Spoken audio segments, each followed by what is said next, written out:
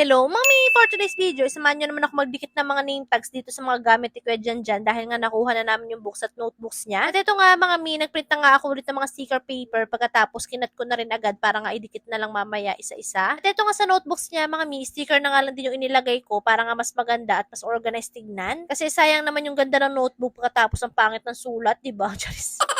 Medyo na-challenge lang din talaga ako mga mi sa paggugupit kasi nga medyo malilit nga itong pinrint ko para nga magkasya doon sa guhit. Pero okay lang din naman kasi nga hindi naman ganun karami itong notebook niya at 5 piraso lang din naman siya. Sobrang nag-enjoy din ako mga mi habang ginagawa ko to kasi nga feeling ko bumalik ako sa pagiging estudyante. Naglagay nga rin pala ako ng label dito sa loob ng notebook niya mga mi kasi nga merong notebook dito na 2 subject. Tapos pagka-check ko pala ng bag ni Kuya Janjan mga mi, meron pa palang isang notebook at nagdagdag pala sila ng isa para nga daw sa assignment notebook. Kaya naman nagprint ako ulit ng panibagong sticker kasi nga yung ginawa ko kanina ay pang 5 notebook lang. Tapos sinunod ko naman lagyan ng mga pangalan nito mga crayons ni Kuya Janjan kasi nga sabi ng teacher niya ilagyan nga daw bawat isa para nga daw hindi sila magkakapalitan. Kasi nga kapag kinder, ito talaga yung madalas silang ginagamit. Tapos nilagyan ko na nga rin pala itong 3 pirasong lapis ni Kuya Janjan kasi nga last time hindi ko rin siya nalagyan. Wala na rin kasi talaga akong oras nung mga nakaraan kaya naman ngayon ko lang din siya nalagyan. After naman niya, nilagyan ko na rin itong mga books niya at 3 piraso lang din naman siya. Tapos naalala ko, hindi pa pala ako nakabili ng plastic cover kaya naman next time ko na lang yan lalagyan. Tapos nagprint na nga rin pala ako ng name tag niya mga mi sa photo paper ko nga lang siya nilagay. Wala, ang ginawa ko dito mga mi, dodobling ko sana itong photo paper kaya lang medyo manipis pa rin siya kaya naman kumuha pa ako ng karton para mas makapal. Na nga lang nung gatas ni Kuya Janjan yung ginamit ko pagkatapos yung isang photo paper na kinat ko inilagay ko na lang sa likod para white pa rin siya. Tapos naglagay lang ako ng scotch tape sa harap tsaka sa likod para yun yung magiging cover niya para hindi siya agad masira. Tapos nilagay ko na rin itong ID list na binili ko kahapon at 10